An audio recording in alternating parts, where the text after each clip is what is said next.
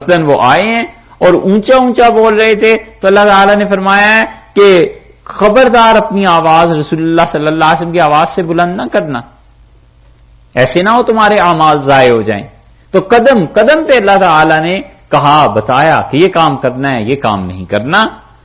کل متاع الدنیا قلیل، ان سے کہیے دنیا کی زندگی چند روز کا فائدہ اور آخرت اس کے لیے بہتر ہے جو آدمی پرہیزگار ہے. ولا تظلمون فتیلا، اور دیکھو ذرہ برابر، دھاگے کے برابر بھی تمہارے اعمال ہمارے پاس نہیں رہیں گے، ایک دھاگے کے برابر بھی حق کسی کا باقی نہیں رہے گا، ہم ہر ایک کے ساتھ اچھائی کریں گے.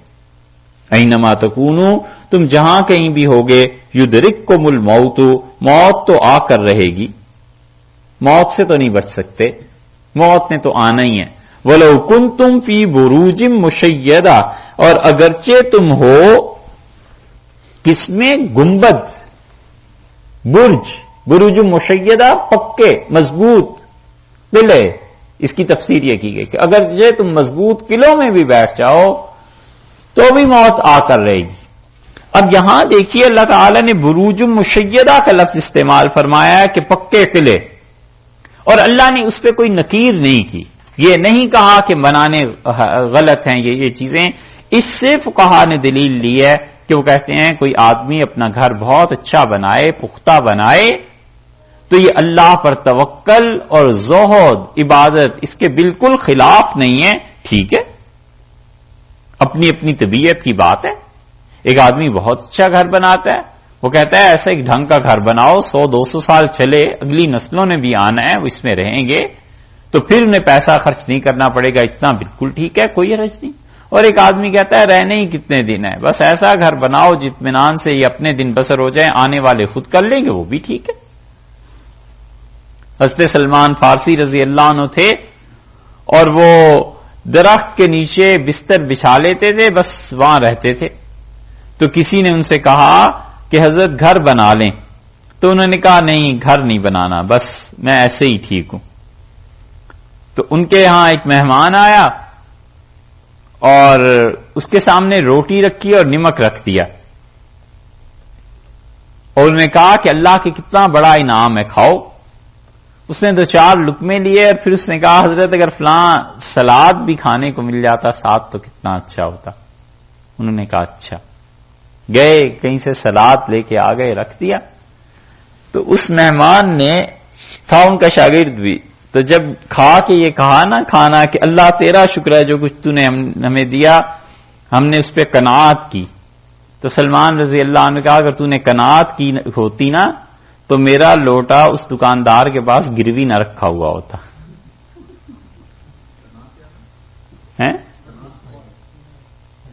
قناعت، انہوں نے کہا اللہ تیرا شکر ہے بس جو کچھ کھانے کو مل گیا. انہوں نے کہا اگر تمہارا اتنی نیت ہوتی کہ جو کچھ مل گیا تو پھر ہمارا لوٹا وہاں نہ رکھا ہوا ہوتا. تو ان سے کسی نے کہا کہ حضرت گھر بنانا ضروری ہے. کہنے کہ اچھا کیسے گھر بناؤ گے؟ ان کا حضرت ایسے گھر بنائیں گے کہ آپ کھڑے نہ ہو سکیں اور سر جو ہے وہ چھت کو لگے اور پھر آپ کا قد اونچا اور چھت نیچے ہو جائے ایسا. ان کا ہاں اور لمبا چوڑا. انہوں نے کہا حضرت اور نہ پاؤں پھیلا کے آپ سو سکیں. کہنے کہ بس بالکل یہ ٹھیک ہے، یہ صحیح ہے، میں نے بس اتنے ہی دن زندگی کے بسر کرنے ہیں، ہم نے کیا کرنا ہے. یہ بھی چیز تھی. اور صحابہ رضی اللہ عنہ میں دوسری چیز بھی تھی، طباع کا بھی اختلاف ہو جاتا ہے، حالات کا فرق پڑ جاتا ہے. اس لیے نکیر نہیں ہے، برا نہیں ہے کہ اگر کوئی آدمی اچھا گھر بناتا ہے، آرام اور آسائش کا کوئی حرج نہیں ہے. اللہ تعالی نے یہاں پر اس کو برا نہیں کہا، اور نہ یہ توکل کے خلاف ہے نہ شریعت کے خلاف ہے. یہاں تک تو بات آ گئی صحابہ رضی اللہ عنہ کی. اچھا آپ غور کیجئے، اس میں سارے ضمائر جو ہیں حاضر کے، ضمیریں جتنی ہیں کم کے ساتھ ہیں. ہم کہتے ہیں نا السلام علیکم، آپ پر اللہ کی سلامتی ہو، تو یہ کم کی ضمیر حاضر کے لیے ہوئی نا. یہاں دیکھتے چلے جائیں آپ، یہ اوپر سے لم تر الذین قیل لہم کفوا ایدیکم، یہ ضمیر مخاطب جو سامنے ان کے لیے آ گئی. ٹھیک ہے، جب ان پہ جہاد فرض کیا گیا تو انہوں نے کہا اللہ آپ نے جہاد فرض کر دیا اور ہمیں کیوں نہیں مہلت دے دی تھوڑی سی زندگی کی. یہ سب اپنے لیے استعمال کر رہے ہیں. اینما تکونوا یدرککم الموت، اور تم جہاں کہیں بھی ہوگے تمہیں موت آ جائے گی. یہاں تک سارے ضمائر یہ آئے، اور اب اس کے بعد وہ ان تصبہم، اور اگر انہیں کوئی مصیبت پہنچتی ہے، اس کا مطلب ہے کوئی اور جماعت آ گئی، تو وہ مفسرین کہتے ہیں کہ یہاں سے منافقین کا بیان اب شروع ہو گیا، اور وہ جو پہلی جماعت تھی جو سارے اوپر سے منافقوں کے لیے آیات سمجھتی ہے، وہ تو یہاں بھی آسانی سے وہ کہتے ہیں ہے ہی سارا منافقوں کے متعلق. ٹھیک ہے، سمجھ میں آئی؟ یہ مشکل چیز ہے. وَإِن تُصِبْهُمْ حَسَنَةٌ، اور ان منافقوں کو اگر کوئی اچھائی مل جائے، مال غنیمت مل جائے، یقولو کہتے ہیں ہذہ، یہ جو کچھ ملا ہے، من عند اللہ، یہ اللہ کی جانب سے ہے. مطلب کیا ہے؟ کل بھی ایسا ایک جملہ گزرا ہے نا، اللہ کی تعریف نہیں کر رہے، بلکہ جیسے بولتے ہیں کہ تقدیری بات ہے جی، بس قسمت کی بات ہے، ہو گیا ایسا کام، بس یہ خدا کی طرف سے ہو گیا. یہ نہیں ہے کہ کوئی اللہ کی تعریف کر رہے ہیں. کہتے ہیں من عند اللہ، اللہ کی جانب سے ہے. وَإِن تُصِبْهُمْ سَيِّئَةٌ، اور جب کوئی برائی ملے، جب امتحان آ جائے، جب آزمائش میں پڑ جائیں، یقولو کہتے ہیں یہ منافق، ہذہ من عندک، یہ آپ کی طرف سے. الیاذ باللہ، یہ محمد صلی اللہ علیہ وسلم تمہاری نحوست ہے، تمہاری وجہ سے یہ دن دیکھنے پڑے ہیں، یہ آپ کی بے تدبیری کا نتیجہ ہے. تمہاری تدبیر ٹھیک نہیں تھی، جنگ نہیں صحیح لڑا سکے، اسی لیے تو اتنے لوگ شہید ہو گئے، اسی لیے تو یہ نقصان ہو گیا. قل، آپ فرمائیے، کل من عند اللہ، ہر چیز اللہ کی جانب سے. اچھے حالات ہیں اللہ کی جانب سے ہیں، اور برے حالات ہیں اللہ کی جانب سے ہیں، لیکن ہم ان کا انتساب اللہ کی طرف نہیں کرتے. ایمان کو اللہ ہی نے پیدا کیا ہے، اور کفر کو بھی اللہ ہی نے پیدا کیا ہے، مگر ہم کفر کا انتساب اللہ کی طرف نہیں کرتے. لوگ جو ایمان پہ ہیں اللہ ہی کی توفیق سے، اور شیطان اور لوگ جو گمراہ ہوئے ہیں اللہ ہی نے گمراہ کیا ہے، مگر ہم اس کا انتساب اللہ کی طرف سے نہیں کرتے ادب کی وجہ سے. اور یہ جو جملہ ہے نا کہ اللہ نے گمراہ کیا ہے، اس کی تشریح کسی جگہ آئے گی.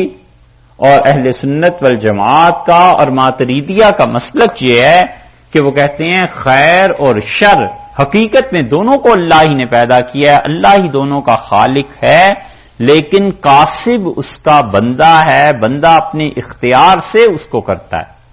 تو آدمی جب کسی کام کو کرنے کا پکا ارادہ کر لے، اس کے ارادے پر اللہ اس فعل کو پیدا کر دیتا ہے. اسی لیے شیطان نے کہا کہ بما اغویتنی، جو آپ نے مجھے گمراہ کیا ہے، تو اللہ تعالیٰ نے اس کی تردید نہیں کی.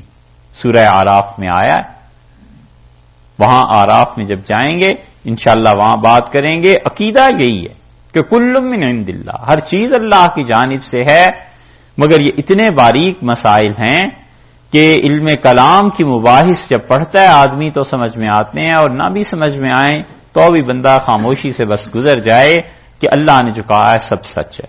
فما لہؤلاء القوم، ان لوگوں کو کیا ہو گیا ہے، اس قوم کا کیا ہے، منافقوں کا، ان لوگوں کا، لا یکادون، لگتا نہیں ہے کہ یفقہون حدیثا، ایک اتنی سی بات کو سمجھ سکیں. اتنی سی بات جو سمجھنی ہے اس کو نہیں سمجھ سکتے بھی لوگ. اتنی چھوٹی سی بات. حضور اقدس صلی اللہ علیہ وسلم کا کیا قصور ہے بھئی؟ آزمائش ہے تمہاری. ما اصابک من حسنۃ، اور جو کوئی تمہیں اچھائی پہنچے، فمن اللہ، وہ اللہ کی جانب سے ہے، صرف اچھائی. اور اللہ تعالی کی رضا، خوشی جو نصیب ہوتی ہے. وما اصابک من سیئۃ، اور جو نقصان پہنچتا ہے، فمن نفسک، وہ تمہاری اپنا قصور ہے. حقیقتاً جب آدمی کو نقصان پہنچتا ہے تو وہ انسان کا اپنا قصور ہے. آپ دیکھیے اللہ تعالی نے الفاظ کو کیا ارشاد فرمایا ہے کہ من اللہ اور فمن نفسک، اللہ کی طرف سے اچھائی ہے، اس کی رضا، اس کی خوشی ہے. اور جو چیز برائی کی ہے، وہ حقیقی مصائب جو پہنچتے ہیں نا، فمن نفسک، وہ تمہارے اپنی جان کی طرف سے. ایک بات سمجھو، سمجھنا تو ہمیں ہی ہے، کہتے ہیں آپ کو ہیں. مصیبتیں دو طرح کی ہوتی ہیں. تکالیف کی ایک قسم وہ ہے جو حقیقت میں مصیبت ہوتی ہے، اور تکلیف کی ایک قسم وہ ہے جو حقیقت میں مصیبت نہیں ہوتی، تکلیف نہیں ہوتی، محض شکل اس کی تکلیف کی ہوتی ہے۔ دلی والوں کو بڑا ذوق تھا کھانے کا، اور حیدرآباد والوں نے دعوت کی، اور یہ دعوت میں جب گئے تو انہوں نے کہا کہ کھانے کے لیے جب بیٹھے مغل، تو حیدرآباد والوں نے کہا کہ حضور کھانے تو بہت سے ہیں اور بس ایک ایک چیز آتی رہے گی اور آپ اسے چکھتے رہیے تھوڑا تھوڑا کر کے، اور یہ سارے آپ کے خادم ہیں اور انہوں نے بہت محنت سے بنایا۔ تو جو پہلی چیز آئی تو مغل شہزادوں نے ایسے سرپوش اٹھایا، سرپوش سمجھتے ہیں؟ اب بھی حیدرآباد والے استعمال کرتے ہیں، اچھا ماشاءاللہ۔ تو انہوں نے سرپوش اٹھایا، نیچے دیکھا تو بھینسے کا سر رکھا ہوا ہے اور خون بہ رہا ہے، تو پریشان ہوئے کہ یہ کیا چیز ہے۔ تو جو حیدرآباد والے تھے انہوں نے کہا حضور کھائیے اسے، ان کا یہ تو بھینسے کا سر ہے اور سیاہ ساری اس کی جلد ہے اور دیکھو یہ خون بہ رہا ہے۔ تو انہوں نے کہا نہیں صاحب، یہ یہاں میٹھے کے لیے استعمال ہوتا ہے، آپ ذرا دانت توڑ کے تو دیکھیے، اور آپ ہی ذرا ناک تو اس کی کاٹیے۔ تو حیران ہوئے، ڈرتے ڈرتے انہوں نے چکھا، اور وہ اتنے پریشان کہ کمال کیا بنانے والے باورچیوں نے، اور انہوں نے ایسی خوبصورتی سے سجایا کہ بھینسے کی آنکھیں بھی اور دانت بھی اور سب چیزیں نظر بھی آ رہی ہیں، لیکن صورت یہ ہے اور حقیقت کا کیا ہے۔ جب انہوں نے چکھا تو مان گئے، انہوں نے کہا بھائی کھانا حیدرآباد کا ہی اچھا ہے، دلی والے ہار گئے۔ صحیح ہے، یہ صورت اور ہے، حقیقت اور ہے، صورت الگ اور حقیقت الگ۔ کتنے ہی مصائب انسان پر آتے ہیں، وہ صرف صورت کی مصیبت ہوتی ہے، حقیقت میں نہیں۔ اللہ کے جتنے اچھے بندے ہیں، اللہ نے لکھا یہ ہے اس کی تقدیر میں کہ یہ مصیبت اس پہ آئے گی، وہ مصیبت آتی ہے، مگر وہ حقیقت نہیں ہوتی، مصیبت کی صورت ہوتی۔ دونوں میں فرق پتہ ہے کیا ہے؟ ہمیشہ جب مصیبت سزا کے طور پر آتی ہے تو بڑی تکلیف دہ ہوتی ہے، اور جب مصیبت آزمائش کے لیے آتی ہے تو پھر ایسی تکلیف دہ نہیں ہوتی۔ اور کوئی بھی آدمی جانچنا چاہے نا کہ یہ جو مصیبت میں اللہ نے ڈال دیا ہے اور مصیبتیں پیش آ رہی ہیں، یہ میرے نفس اور گناہوں کی شرارت اور پاداش میں اور اللہ کی طرف سے سزا مل رہی ہے، یا یہ کہ اللہ کی طرف سے امتحان ہے، سزا نہیں ہے، ہر آدمی اسے بڑی آسانی سے جانچ سکتا ہے۔ غور کیجئے گا، بعض اوقات پہاڑ جیسی بڑی مصیبت آ جائے تو آدمی تو بھی اطمینان سے سوتا ہے، پریشانی ہوتی ہے لیکن اطمینان سے سوتا ہے، کھاتا ہے، سوچتا ہے اس مصیبت کو کیسے حل کریں۔ اور بعض اوقات تعجب بھی ہوتا ہے کہ اتنی بڑی مصیبت میں میرا دل اپنی جگہ سے نہیں ہلتا، اور کوئی پرواہ نہ ہو، جیسے گھر والے بھی کہتے ہیں تمہیں کوئی پرواہ نہیں ہے، اب آدمی کیا بتائے کہ واقعی دل کو پرواہ نہیں۔ اور بعض اوقات سوئی جتنی مصیبت بھی آ جائے نا تو نیند اڑ گئی، کھانا ختم ہو گیا، لوگ سمجھاتے ہیں کہ یہ کوئی مشکل بات ہے، لیکن آدمی کے دل کا سکون بالکل برباد ہو جاتا ہے۔ یہ ہے فرق کہ جب اللہ کی طرف سے سزا ملتی ہے گناہوں کی تو مصیبت بھیجتے ہیں، اور حقیقت میں مصیبت ہوتی ہے اور دل کا سکون زائل ہو جاتا ہے۔ اور جب اللہ کی طرف سے امتحان ہوتا ہے تو مصیبت بھیجتے ہیں، مصیبت نظر بھی آتی ہے مگر دل کا سکون اللہ زائل نہیں ہونے دیتا، وہ بھی بتا دیتا ہے کہ تمہارا دل اطمینان میں رہے، یہ تو دن گزر جائیں گے، بس ایک چیز ہے تقدیر میں پوری ہونی ہے۔ اور یہ ہر آدمی کے ساتھ پیش آتا ہے۔ اپنی زندگی پر آدمی غور کرے تو بسا اوقات پہاڑ کے سامنے جم جاتا ہے کہ کوئی پرواہ نہیں، اور بعض اوقات سوئی سے ڈر جاتا ہے کہ کیا مصیبت ہو گئی۔ سمجھ آئی؟ اس لیے جب یہ بات سمجھ آئی بھی ہو نا تو آدمی غور کرتا رہتا ہے کہ اچھا یہ پریشانی اس وجہ سے ہے، اور اس کا دونوں کا حل ہے، اور حل یہ ہے کہ اگر دل کا سکون زائل ہو جائے تو سمجھ جائے کہ یہ اب پٹائی ہونے والی ہے یا ہو رہی ہے، توبہ کرے، معافی مانگے کہ میں اس قابل نہیں ہوں، میری جان چھوڑ دیں۔ حاجی امداد اللہ صاحب مہاجر مکی رحمت اللہ علیہ، ان کے سر میں درد شروع ہو گیا تو بڑے چیخے کہ ارے مر رہا ہوں، جاؤ جلدی کرو، شربت بنا کے لاؤ، ذوف ہو گیا ہے، دماغ پہ بوجھ پڑ گیا ہے، ارے سر میں شدید درد ہو رہا ہے۔ کسی نے کہا حضرت بڑی حیرت ہوتی ہے، آپ جیسا بڑے مقام کا ولی اللہ اور اتنے بڑے آدمی، اور آپ ذرا ذرا سی بات پہ اتنا چیختے ہیں۔ فرمایا تو تمہارا کیا خیال ہے، ہم اللہ تعالیٰ کے سامنے دلیر بن جائیں کہ اور سر درد میرے پہ نازل کر دیں؟ مجھے تو ذرا سی تکلیف ہوتی ہے، چیخنے لگتا ہوں کہ نہیں میں اس قابل ہی نہیں ہوں، مجھے معاف رکھیے۔ تو یہ ہے ایک چیز، حل اس کا اللہ سے معافی مانگے۔ اور اگر وہ دوسری صورت ہو اور سمجھ آ جائے کہ یہ مصیبت صرف ظاہر میں ہے، حقیقت میں دل کا سکون اپنی جگہ پہ ہے، تو پھر چپ کر جائے، گزرنے دے اس مصیبت کو، کیونکہ شیر کے پنجے میں جب آ جائے نا آدمی، بس پھر چپ ہونے کے علاوہ کوئی چارہ نہیں، پھر خاموشی علاج۔ اسی لیے اللہ کے اچھے بندے، ان پہ جو مصیبت آتی ہے تو وہ صبر کرتے ہیں، خاموش رہتے ہیں، پتہ ہے یہ حالات ہونے ہی ہیں، بس گزر جائیں گے۔ یہ ہے چیز۔ اللہ نے فرمایا ہے کہ وما اصابک من سیئۃ فمن نفسک، اور جو گناہ ہے اس کی وجہ سے مصیبت جو آتی ہے یہ تمہاری اپنی جان کی طرف سے ہے، اور اللہ کے اچھے بندوں پر یہ مصیبت چونکہ گناہ کی وجہ سے نہیں ہوتی، اس لیے وہ کہتے ہیں ان حالات میں تو گزر جانا ہے۔ وَأَرْسَلْنَاكَ لِلنَّاسِ رَسُولًا، اور ہم نے آپ کو انسانوں کے لیے رسول بنا کر بھیجا ہے۔ آپ کے متعلق یہ کہنا کہ آپ کی وجہ سے مصیبتیں آ رہی ہیں یہ بات ہی غلط ہے۔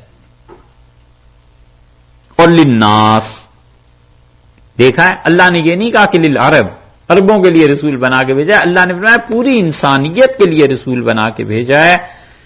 یہ دلیل ہے رسول اللہ صلی اللہ علیہ وسلم کے پوری دنیا کی طرف رسالت کی، اور اسی لیے آپ نے فرمایا کہ بعثت الی کافۃ للناس، میں سارے انسانوں کے لیے رسول بنا کر بھیجا گیا ہوں۔ اور یہی دلیل ہے اس بات کی بھی کہ اس کائنات میں جہاں جہاں زندگی پائی جاتی ہے اور اس زندگی کے ساتھ ساتھ تکلیف ہے، مکلف ہیں، خدا کا حکم ماننے کے پابند ہیں، وہاں وہاں رسول اللہ صلی اللہ علیہ وسلم کی رسالت ہے۔ اور اسی لیے آپ سے پوچھا گیا کہ اللہ کے رسول یہ جو دوسرے سیارے ہیں کیا ان میں بھی آبادیاں ہیں؟ تو رسول اللہ صلی اللہ علیہ وسلم نے فرمایا یہاں بھی اللہ کی مخلوق رہتی ہے، اور ان کے بھی آدم ایسے ہی آئے تھے جیسے تم میں آدم آئے ہیں، اور ان میں بھی انبیاء علیہ السلام ایسے ہی آئے ہیں جیسے تم میں آئے ہیں، البتہ ان کے لیے بھی اور تمہارے لیے بھی، سب کے لیے میں آخری رسول۔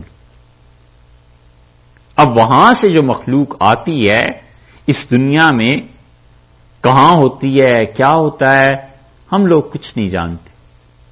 ابن عربی رحمت اللہ علیہ نے اپنے ایک کشف میں لکھا ہے، یہ ضروری نہیں کہ اس کو مانا ہی جائے لیکن ویسے ہی وہ کہتے ہیں کہ بیت اللہ کے طواف میں مجھے کچھ مخلوق نظر آئی، تو انہوں نے مجھے بتایا کہ ہم فلاں سیارے سے آئے ہیں اور یہاں اس گھر کا طواف کرنے کے لیے۔ اللہ جانے وہ کون تھے، کیا چیز انہیں نظر آئی، لیکن اس کائنات میں کہیں نہ کہیں زندگی ملے گی، اور رسول اللہ صلی اللہ علیہ وسلم کی اس بات کی تصدیق ہو جائے گی۔ اس حدیث کو حضرت عبداللہ ابن عباس رضی اللہ عنہ کی روایت کو کسی نے لکھ کے بھیجا ہے مولانا قاسم نانوتوی رحمۃ اللہ علیہ کی طرف، تو انہوں نے اس پہ 90-100 صفحے کا چھوٹا سا رسالہ لکھ دیا کہ یہ بات ہے۔ اور اسی طرح مولانا عبدالحی صاحب لکھنوی فرنگی محلی رحمت اللہ علیہ نے بھی اس پہ لکھا ہے، اور لوگوں نے بھی اس کی شرح میں لکھا ہے کہ اس کائنات میں زمین کے علاوہ بھی آبادیاں ہیں، کہاں ہیں، کس طرح کی ہیں، اب یہ اللہ ہی جانتا ہے کہ ان کا انکشاف کب ہوگا، مگر رسول اللہ صلی اللہ علیہ وسلم کی رسالت آپ نے خود ہی بتایا ہے کہ وہاں تک پہنچی ہے۔ اب یہ وہی کوئی انکشاف ہو تو پتہ چلے کہ رسالت کا پیغام کس طرح وہاں پہنچا تھا۔ وَأَرْسَلْنَاكَ لِلنَّاسِ رَسُولًا، اور ہم نے ساری انسانیت کے لیے آپ کو رسول بنا کر بھیجا ہے۔ اس سے کیا تعلق ہے کہ لوگوں کے حالات تنگی کے ہیں یا سختی کے ہیں، آپ کی وجہ سے کچھ نہیں ایسا۔ وَكَفَىٰ بِاللَّهِ شَهِيدًا، اور بہت کافی ہے اللہ کس چیز کے لیے؟ گواہی کے لیے. اللہ کی گواہی اس بات کے لیے بہت کافی ہے کہ آپ اللہ کے رسول ہیں. اللہ تعالیٰ دیکھ رہا ہے اس بات کو. اس کی تفسیر یہ کی گئی ہے کہ بندے کو چاہیے کہ نیکی کو اللہ کی طرف سے سمجھے، اللہ کا فضل سمجھے، اور تکلیف پریشانی اس کو سمجھے کہ میرے گناہوں کی وجہ سے ہے، اور حضور اقدس صلی اللہ علیہ وسلم پر کوئی الزام نہیں ہے، اس لیے کہ وہ تو رسول بنا کر بھیجے گئے ہیں، اور اللہ ہے جو اپنے بندوں سے واقف ہے اور وہ دیکھ رہا ہے، لہذا اس کے مطابق وہ جزا بھی دے گا، اور گناہ ہے تو اس کی سزا ملے گی، سوائے اس کے کہ وہ اپنی رحمت سے معاف کر دے. من یطع الرسول، اور جو کوئی پیروی کرتے ہیں رسول صلی اللہ علیہ وسلم کی، فقد اطاع اللہ، اس نے بلا شبہ پیروی کی اللہ کی. بہت بڑی بات اللہ تعالی نے کہی ہے. اللہ نے فرمایا ہے کہ جو کوئی بھی رسول اللہ صلی اللہ علیہ وسلم کی اطاعت کرتا ہے وہ اللہ ہی کی اطاعت کرتا ہے. جس نے ان کا حکم مانا اس نے اللہ ہی کا حکم مانا. ومن تولی، اور جو کوئی منہ پھیر لے اس سے، فما ارسلناک علیہم حفیظا، سو نہیں نازل کیا ہم نے آپ کو، نہیں بھیجا علیہم ان لوگوں کے اوپر حفیظا، نگہبان.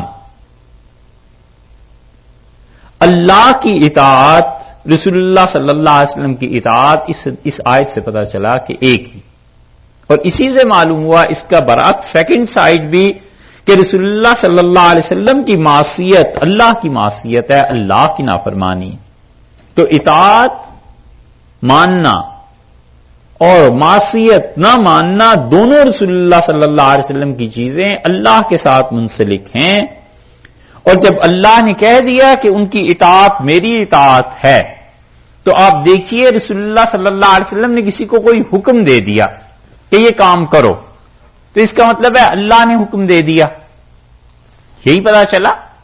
اور اگر یہ مان لیا جائے کہ رسول اللہ صلی اللہ علیہ وسلم علیہ اللہ معصوم نہیں تھے، تو جو انہوں نے حکم دیا اگر گناہ پر مشتمل تھا، تو پھر اللہ کا حکم اور ان کا حکم، یہ بات کیا ہوئی؟ اس لیے ہمارا عقیدہ یہ ہے کہ حضور اقدس صلی اللہ علیہ وسلم کو بھی اجتہادی خطا پر قائم نہیں رہنے دیا جاتا تھا.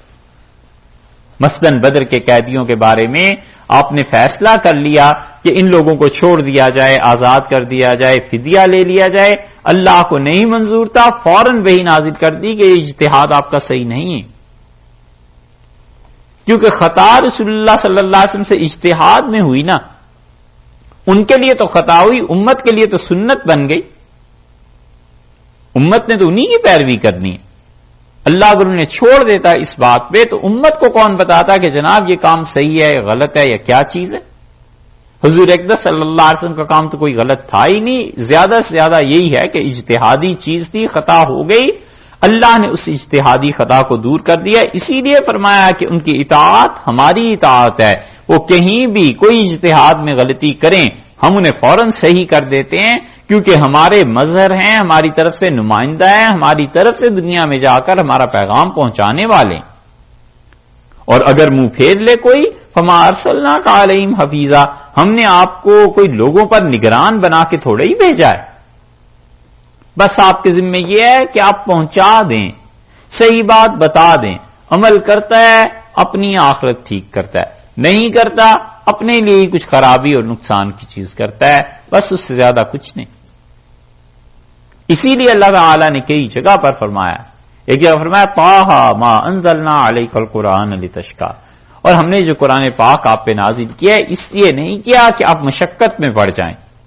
رسول اللہ صلی اللہ علیہ وسلم مشقت میں پڑ گئے تھے، ایک ایک کے پاس جانا، اسے خدا کے دین کی طرف بلانا، اسے سمجھانا اور اس کے لیے دعا مانگنا، ایک ایک کے لیے کہ اس بات کو مان جاؤ، اس بات کو وکیل ہی یا رب، اور آپ کا بار بار یہ کہنا کہ اے میرے اللہ اس قوم کو ہدایت دے، اے میرے پروردگار، اے میرے پروردگار. اللہ نے کہا مجھے اس کی قسم، آپ کا یہ بار بار کہنا، ہم نے اس لیے تھوڑا ہی قرآن کو نازل کیا کہ آپ کی طبیعت مبارکہ تکلیف اور اس کی شدت مشقت برداشت کرنے لگے. پیغام پہنچا دیجئے، مانتے ہیں مانیں، اپنی عاقبت درست کر لیں گے، نہیں مانتے اپنے ہی کچھ بگاڑ لیں گے. آپ تو ہمارے رسول ہیں، ہمارے حبیب ہیں علیہ الصلوۃ والسلام. اس لیے فرمایا کہ من تولا، جو آپ کی بات نہیں مانتا، فما ارسلناک علیہم حفیظا، تو ہم نے آپ کو ان پر نگران تو نہیں بنا کے بھیجا. وَيَقُولُونَ، اور یہ منافق کہتے ہیں طاعۃ، اطاعت ہے، مانتے ہیں، قبول. طاعت کا مطلب قبول، یعنی جو حکم رسول اللہ صلی اللہ علیہ وسلم دے ہمارے لیے قابل قبول، ہم اسے مانتے ہیں. فَإِذَا بَرَزُوا، اور جب یہ باہر گئے، من عندک، آپ کو چھوڑ کر، بیتا، رات اس حال میں بسر کی. باتا کہتے ہیں رات بسر کرنے کو، بیت عربی میں کہتے ہیں نا گھر کو. تو بیت کا بنیادی طور پر مطلب یہ کہ وہ جگہ جہاں آدمی رات کو پناہ لے، ٹھکانہ، رات بسر کرنے کے لیے. تو معلوم یہ ہوا کہ فیضا برزو من عندک، جب آپ کے پاس سے باہر جاتے ہیں، بیتا، تو رات اس حال میں بسر کرتے ہیں. اس طرح سے طائفۃ، ایک گروہ. کون سا گروہ؟ یہ ویقولون، جنہوں نے کہا تھا، یہ منافق گروہ. ٹھیک ہے، منہم، ان میں سے، کن میں سے؟ ان منافقوں میں سے ایک گروہ، غیر الذی، کہتا ہے وہ بات، تقول، جو کہ تقول کا مطلب ہوا آپ نے کہا. ایک ترجمہ اس کا یہ کیا گیا. بیت طائفۃ منہم، ان میں سے ایک گروہ مشورے کرتے ہیں جا کر، اور پھر غیر الذی تقول، آپ کے سامنے جو بات کہی تھی اس کے علاوہ یہ بات کرتے ہیں. دو ترجمے کیے گئے ہیں تقول کے. تقول کا ایک مطلب تو یہ ہو سکتا ہے کہ تقولو، آپ نے جو کچھ کہا ہے، مخاطب کا صیغہ. تو پھر ترجمہ کیا بنے گا؟ آپ کے سامنے یہ کہتے ہیں کہ آپ کی اطاعت ہے، آپ کی باتیں قبول ہیں، اور جب جا کر رات بسر کرتا ہے، ان میں سے ایک گروہ، منہم، ان منافقوں میں سے، غیر الذی تقول، تو جو کچھ آپ نے کہا ہے اس کے خلاف کرتے ہیں، اس کے خلاف بات کرتے ہیں. تقول کے ترجمے پہ ہے اصل میں اختلاف. ٹھیک ہے جی. اور دوسرا تقول کا مطلب یہ ہے کہ جو کچھ کہا طائفہ، اس گروہ نے. تقول جو ہے یہ لوٹ کے جائے گا طائفہ کی طرف. تو دوسرا ترجمہ یہ ہوگا کہ یقولون طاعۃ، کہتے ہیں قبول ہے. فَإِذَا بَرَزُوا مِنْ عِنْدِكَ، جب آپ کے پاس سے گھر جاتے ہیں، بیت طائفۃ، ایک گروہ رات بسر کرتا ہے، وہ مشورہ کرتے ہیں، منہم، ان میں سے، غیر الذی تقول، اس چیز کے علاوہ جو کچھ کہہ کر گئے تھے. تو طائفہ کے ساتھ تقول آ جائے گا نا. دونوں ہی ترجمے درست ہیں، دونوں طرح اس کا ترجمہ کیا گیا ہے. اللہ نے فرمایا واللہ یکتب، اور اللہ لکھتا ہے، ما یبیتون، جو کچھ یہ رات کو ٹھہراتے ہیں آپس میں، جو کچھ یہ رات کو جا کے مشورے کرتے ہیں نا آپ کے خلاف، اور جو کچھ آپ سے کہہ کے گئے ہیں اس کے خلاف بات کرتے ہیں، یا جو کچھ آپ نے کہا ہے اس کے خلاف جا کر جو رات کو مشورے کرتے ہیں، اللہ سب کچھ لکھ لیتا ہے. یہ جو لکھے گا اس کے بعد یہ نہیں کہا کہ وہ کیا کرے گا. اور یہ نہ کہنا جو ہے نا، یہ ہے شدید چیز. اللہ تعالیٰ کہہ دیتا کہ ہم یہ کریں گے، یہ بھی نہیں کہا، بس اتنا کہا ہے کہ ہم نے لکھ لیا. یہ ایسے ہی ہے جیسے کسی سے محبت ہو، اور یا جیسے کوئی حکمران ہو اور ناراض ہو جائے، دو چار جوتے بھی پڑ جائیں تو بھی ایک بات ہوتی ہے. محبت ہو اور پھر اگلا خاموش ہو جائے، چپ ہو جائے، مارے بھی نہیں، تو پھر آدمی کیا کرے؟ پھر وہ اور مصیبت بن جاتی.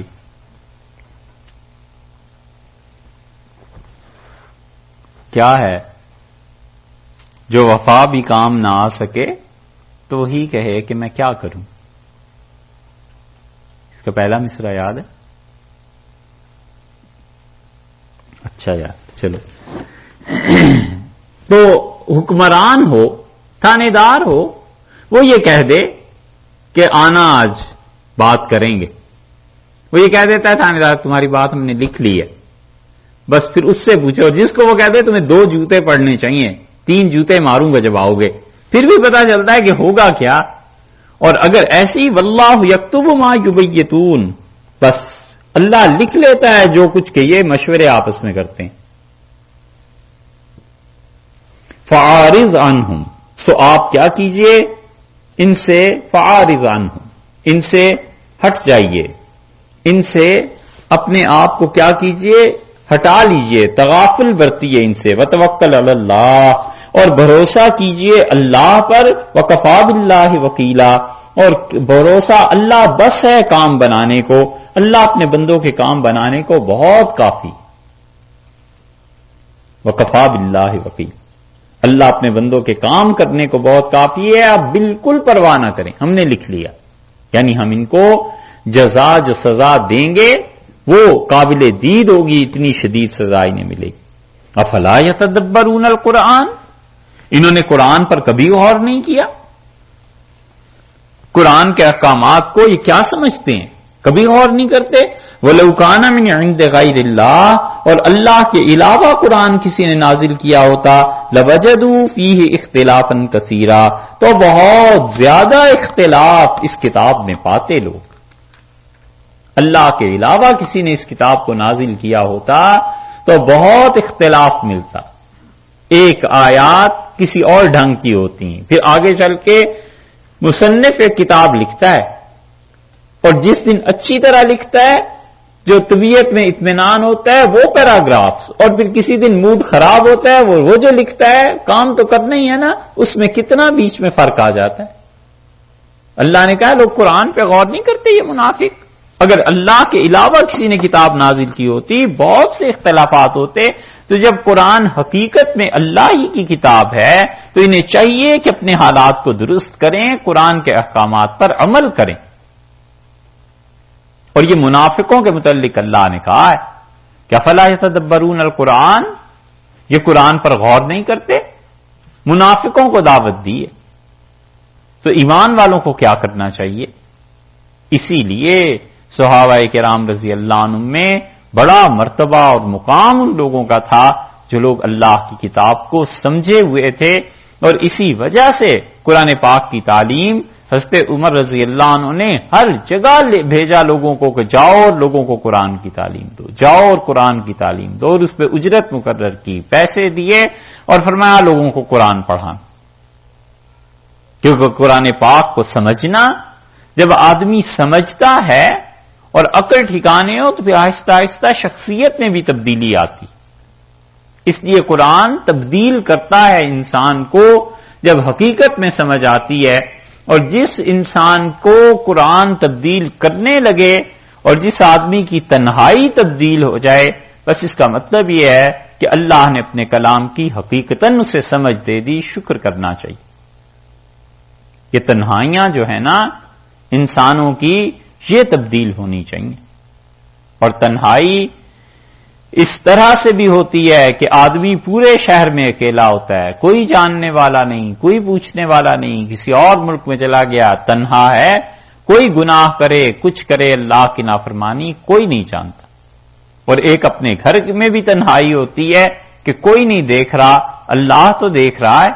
بس یہ تنہائی جب بدلنے لگے اور تنہائی میں بھی خدا کی معصیت اور نافرمانی نہ ہو، اور قرآن اس کو روک دے اور اللہ کی باتیں سمجھ میں آ جائیں اور رک جائے، یہ تنہائیاں پاک ہو جائیں، پھر اس انسان کے لیے بڑی راہ اللہ کھول دیتا ہے۔ پھر اس کا اثر یہ پڑتا ہے کہ وہ تنہائی میں خدا کا خوف اور خدا کے ساتھ تعلق وہ لوگوں کے سامنے اس کا اثر پڑنا شروع ہو جاتا ہے۔ اسی لیے رسول اللہ صلی اللہ علیہ وسلم نے فرمایا کہ تم ان لوگوں کو دیکھو جو رات کو اللہ کی عبادت کرتے ہیں، یتلألأ وجہہ فی النہار، اس کا چہرہ دن کو چمک رہا ہوتا ہے نور سے، یعنی اللہ کی طرف سے اس پہ انوار نازل کیے جاتے ہیں، کیونکہ تنہائی میں اللہ کا خوف، اللہ کی یاد، گناہوں سے پاک، تو جب لوگوں میں آتا ہے تو پھر لوگوں میں آ کے بھی وہی اثرات ہوا کرتے ہیں اس تنہائی کے، اور لوگوں میں یہ ہو جاتا ہے کہ وہ اللہ کی طرف سے رحمت اور برکتیں ہوتی۔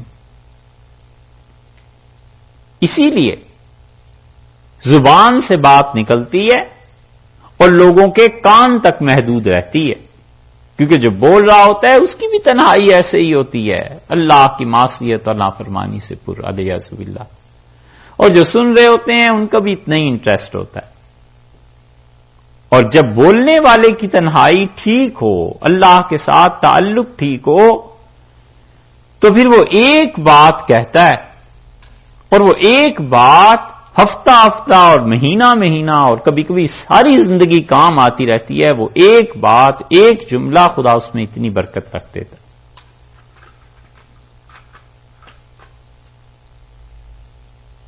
شیخ عبد القادر جیلانی رحمت اللہ علیہ آئے اور حضرت کی کتابیں اب بھی ملتی ہیں جو صحیح معنی میں ان کی کتابیں ہیں، اور انہوں نے آ کے ممبر پر بیٹھے اور فرمایا میں نے اور میری اہلیہ نے رات کو یہ ارادہ کیا کہ ہم دونوں روزہ رکھیں،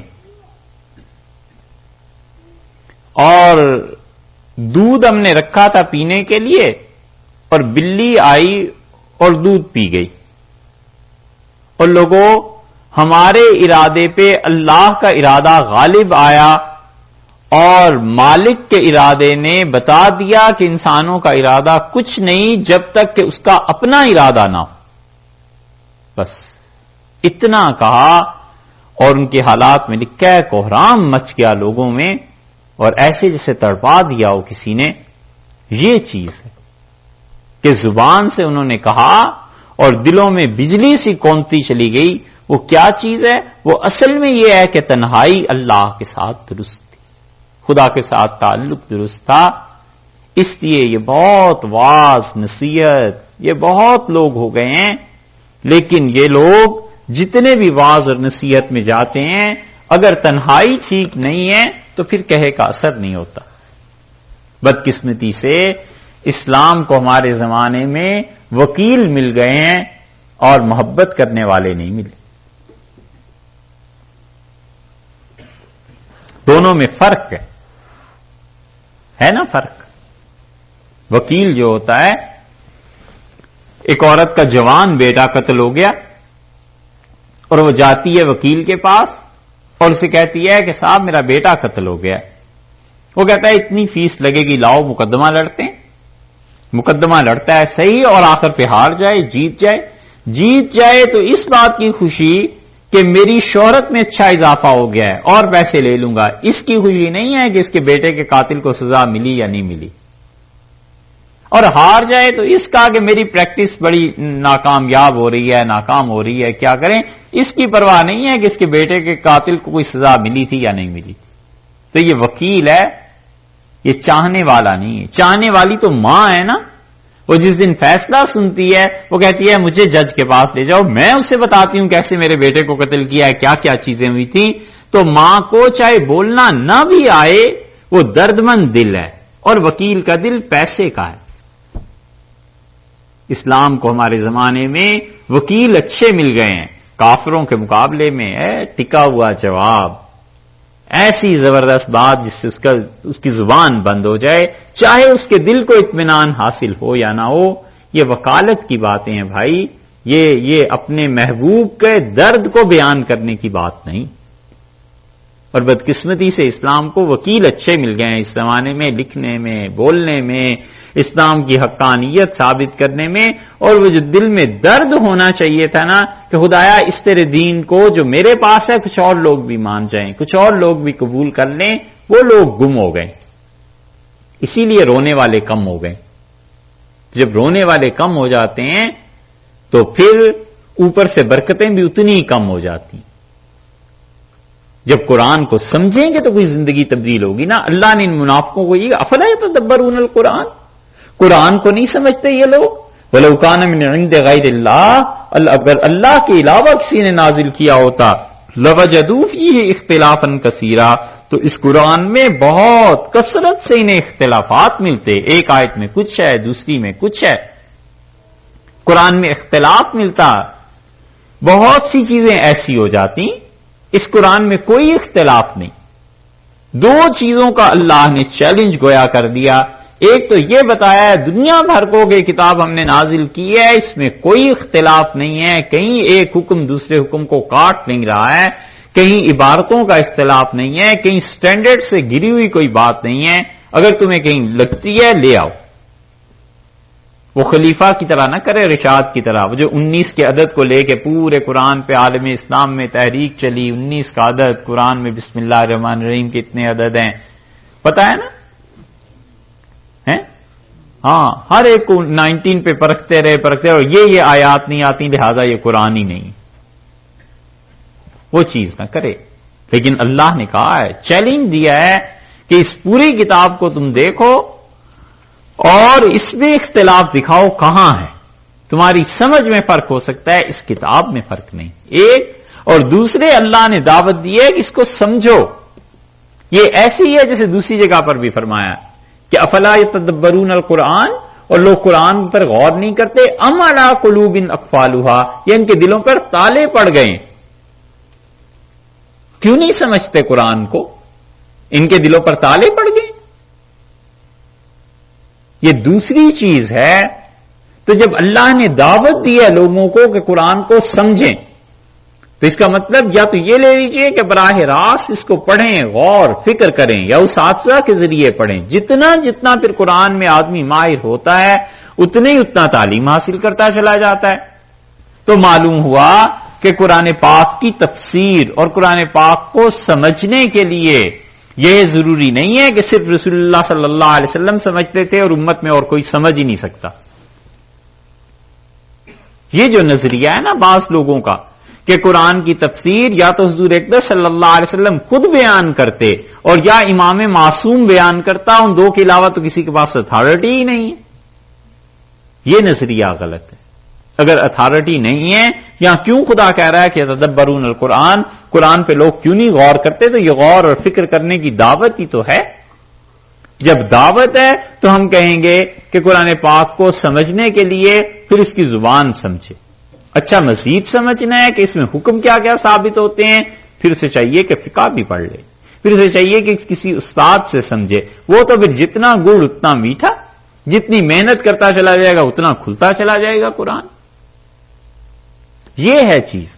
اس لیے شیعہ جو حضرات ہیں نا وہ یہی کہتے ہیں کہ امام معصوم ہی تفسیر کرے یا رسول اللہ صلی اللہ علیہ وسلم تفسیر کریں، باقی قرآن کوئی نہیں سمجھ سکتا، اس لیے قرآن کو پڑھو ہی نہیں۔ اور قرآن سے اس غفلت کا نتیجہ مسلمان چکھ رہے ہیں اور چکھتے بھی رہیں گے جب تک کام نہیں کریں گے۔ فارسی زبان تھی، اور آپ جانتے ہیں فارسی زبان کتنا عرصے تک رہی ہے۔ فارسی ہندوستان میں آئی اور یہ پورا مسلمانوں کا دور تغلق کے زمانے سے، خلجی کے زمانے سے، ان لوگوں سے لے کے یہ اب تک رہی ہے۔ شاہ ولی اللہ محدث دہلوی رحمۃ اللہ علیہ کے بعد یہ اردو شروع ہوئی ہے اور 7-8 صدیاں رہی ہے، اور ان 7-8 صدیوں میں بر صغیر کی زبان فارسی تھی، اور سب سے زیادہ فارسی کو پڑھنے لکھنے میں ہندو ماہر تھے، طاق تھے، بڑے بڑے منشی، بڑے بڑے لوگ ہندوؤں کا، حتیٰ کہ نعتیہ کلام آپ پڑھیں جو انہوں نے حضور اقدس صلی اللہ علیہ وسلم کی شان میں فارسی میں کہا ہے، حیرت ہوتی ہے دیکھ کے کہ اتنے بلند پایا شاعر ہندو۔ اور شاہ ولی اللہ صاحب رحمۃ اللہ علیہ کے زمانے تک اس فارسی میں 1 درجن قرآن پاک 12 ترجمے نہیں ہوئے قرآن کے فارسی۔ 7-8 صدیاں گزر گئیں، اور اگر یہ مسلمان یہ اس طرف توجہ کرتے کہ اتنی بڑی اکثریت ہے ہندوؤں کی، فارسی میں خدا کا پیغام ان تک پہنچاؤ، فارسی میں ان سے بات کرو، انہیں بتاؤ کہ خدا کی کتاب کیا کہتی ہے، اس طرف نہیں گئے۔ شاہ ولی اللہ محدث دہلوی رحمۃ اللہ علیہ نے اسی لیے یہ شکایت اپنے اس قرآن پاک کے اس دیباچے میں کی ہے کہ وہ کہتے ہیں جب میں نے دیکھا ترجموں کو تو فارسی میں ترجمے ہوئے نہیں تھے، تو مجھے احساس ہوا کہ ہم قرآن کا پیغام کافروں تک، لوگوں تک کیسے پہنچائیں گے، تو اب میں نے فارسی میں ترجمہ کیا ہے۔ کوئی غفلت کی بھی حد ہوتی ہے۔ 800 برس گزر گئے فارسی کو، اور فارسی میں ہندوؤں کے لیے پیغام نہیں گیا، اور پھر ہوتے ہوتے تفسیریں لکھی گئیں تھوڑی بہت جو بھی فارسی کی تھی، مگر اس کتاب کے بنیادی پیغام سے بے خبری رہی۔ ٹھیک یہ غلطی پہلی مرتبہ اسپین میں ہوئی، دوسری مرتبہ بر صغیر میں ہوئی، اور تیسری مرتبہ امریکہ میں دہرانے جا رہے ہیں، اس کی بنیادیں پڑ گئی ہیں، اور یہ بات 2 صدیوں بعد، 3 صدیوں بعد اللہ نہ کرے مسلمان ڈوبے تو پھر کوئی کہے گا کہ یہ ہم نے بنیادی غلطی کی۔ پوری زبان انگلش ہے، اور بچے آپس میں انگلش میں بات کرتے ہیں. ہم جس گھر میں بھی جاتے ہیں، جن دوستوں کے بچے ہیں، ہم غور کرتے ہیں بچے ہمیشہ انگلش میں بات کر رہے ہوتے ہیں آپس میں. بھئی ان کا حق بنتا ہے، ارتقاء ہے، ذہنی طور پہ بہتر سے بہتر ہوتے چلے جا رہے ہیں. یہ پیاس بڑھتی جا رہی ہے اسلام کے متعلق، قرآن کے متعلق. وہ چاہتے ہیں پڑھیں کس زبان میں. اردو وہ ختم ہو گئی، فارسی تو خیر نام ہی نہیں لینا، انگلش ان کی زبان ہے. اور انگلش میں کتنی قرآن پاک کی تفسیریں ہیں جو لکھی گئی ہیں. حدیث پہ کتنا کام ہوا ہے، فقہ پہ کتنا کام ہوا ہے. عربی میں تو آپ 20 جلدوں کی بھی تفسیر دیکھ لیں گے اور 25 کی بھی، اور حتیٰ کہ 50 جلدوں کی تفسیریں اب موجود ہیں. بعض چھپی ہیں، بعض نہیں چھپی ہیں، لیکن عربی سے عربی میں ہی تشریح ہوتی رہی نا. اور عربی سے فارسی میں تشریح ہوئی، فارسی میں ہوا ہے کام لیکن کم. اور اس کے علاوہ پھر ترکوں نے کیا کچھ کام، اور لیکن ترکی بھی محدود زبان رہی. زبان تو اپنے آپ کو زندہ رکھتی ہے جب علمی کام اس میں ہوتے ہیں. اور اردو زبان پیدا ہوئی، حضرت نے ترجمہ کر دیا، مولانا اسماعیل شہید رحمۃ اللہ علیہ وغیرہ نے کتابیں لکھی یہ چیزیں، اور اردو میں مسلسل چیزیں آ رہی ہیں. لیکن اردو اب مر رہی ہے، اردو کو اب کوئی پڑھنے والے نہیں رہے اتنے زیادہ. ہندوستان میں تو ویسے دیس نکالا ہو گیا، اور رہ گیا لے دے کے پاکستان اور ہندوستان کے مذہبی حلقے، وہاں ہی اردو رہ گئی، باقی اردو کہاں ہے. اور اردو میں کوئی بھی علمی کام ایسا جو زمانے کی ضروریات کا ہو نہیں ہے. کوئی بچہ اردو پڑھ کے کمپیوٹر تو نہیں پڑھ سکتا، اردو پڑھ کے وہ میڈیکل نہیں پڑھ سکتا، انجینئرنگ نہیں پڑھ سکتا. عثمانیہ والوں نے کوشش کی تھی، انہوں نے اردو میں ساری میڈیکل کو کر دیا اور یہ کر دیے. اور عثمانیہ والوں نے اور حیدرآباد والوں نے یہ کام کیا کہ آخری زمانے میں انہوں نے ہر جگہ اپنے نمائندے بھیج دیے کہ دنیا میں کہیں بھی کسی زبان پہ کوئی کتاب ہے اسے بھیجو، اور دارالترجمہ قائم کر دیا. اور دارالترجمہ میں اللہ کے فضل سے ایک بڑا آدمی رہا ہے، محمد ناظر حسن گیلانی جیسے آدمی رہے ہیں وہاں پہ، اور وہ منتقل کرتے رہے اردو میں، مگر خود اردو کو پڑھنے والے نہیں رہے. زمانے کی زبان انگلش ہو گئی اور اسپینش ہو گئی ہے، اور ان زبانوں میں کوئی قرآن پر کام ایسے نہیں ہوئے کہ غیر مسلموں کو دیے جائیں اور انہیں پڑھائے جائیں. حتیٰ کہ وہ نسلیں جو اب جوان ہو رہی ہیں انہیں دیے جائیں تو بنے گا کیا؟ بنے گا یہ کہ بچے بڑے ہوں گے، وہ کہیں گے کہ لاؤ کتاب، نہیں ہے تو پھر وہ ان کچے ترجموں پہ چلے جائیں گے جو انگلش کے تراجم صحیح بخاری کے اور مسلم کے اور جو چیزیں ہوئی ہیں، اور ان سے پھر وہ خود ہی فتوے دیں گے. علیہ باللہ ضلوا فاضلوا. حدیث میں جو آیا ہے نا کہ جب علماء نہیں رہیں گے تو لوگ جاہلوں کو اپنا پیشوا بنا لیں گے، اور ان کے جاہل پیشوا اور ان کے جاہل لیڈر، فرمایا ضلوا، وہ خود بھی گمراہ ہوں گے، واضلوا، لوگوں کو بھی گمراہ کریں گے. یہ اب تیسری مرتبہ تجربہ ہو رہا ہے کہ کہنے کو 60 لاکھ ہیں اور 50 لاکھ ہیں. ان سے کوئی پوچھے کہ تم اگلی نسلوں کا کیا کر رہے ہو، یہ بچے، یہ عورتیں، یہ کہاں سے، کچھ پتہ نہیں. اور اتنی موٹی بات سمجھ نہیں آتی. مطلب اس کے لیے کوئی زیادہ سوچنے کی تھوڑا ہی ضرورت ہے. تو بالکل موٹی بات ہے، جیسے کوئی کہے کہ یہ رات ہے، یہ ایسی ہی بات، اس کو کیا سوچنا ہے اگر پرواہ نہیں. مسجدیں بنیں گی بلینز میں، ملینز میں، اور افطار پارٹیاں اور پتہ نہیں کیا کیا. اور ابھی دیکھو، وہ میں ان سے کہہ رہا تھا ابھی کہ یہ 9 ذی الحج کو بھی وہ ٹیبلز بک ہو رہے ہیں نفلی روزے کی افطاری پہ بھی نا، اور فلاں تنظیم اور یہ چندے اور وہ. اور جو یہاں کی نسلوں کے لیے کام ہے، یہ کام کون کرے گا؟ اللہ کے یہاں پہنچ کے جب حساب دینا پڑے گا نا تو پھر بات پتہ چلے گی. اور اللہ نے کہنا ہے میں نے تمہیں اتنا کچھ دے دیا تھا کہ دنیا میں اتنا کچھ کسی کو نہیں دیا تھا. کون سی چیز ہے جو مسلمانوں کے پاس نہیں ہے؟ پیسہ ان کے پاس، نیچرل سورسز ان کے پاس، دماغ ان کے پاس، افراد ان کے پاس. کون سی آخر ایسی چیز ہے؟ اب آسمان سے ہیرے برسنے سے تو رہے. ہر چیز اللہ نے مسلمان امت کو دی ہے، مگر یہ لوگ سوچتے نہیں ہیں کہ چل کدھر کو رہیں.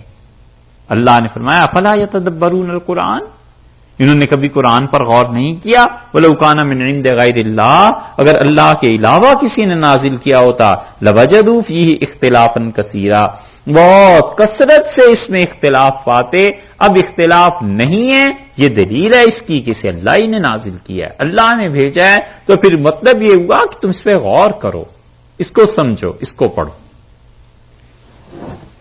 تھوڑی دیر ٹھہر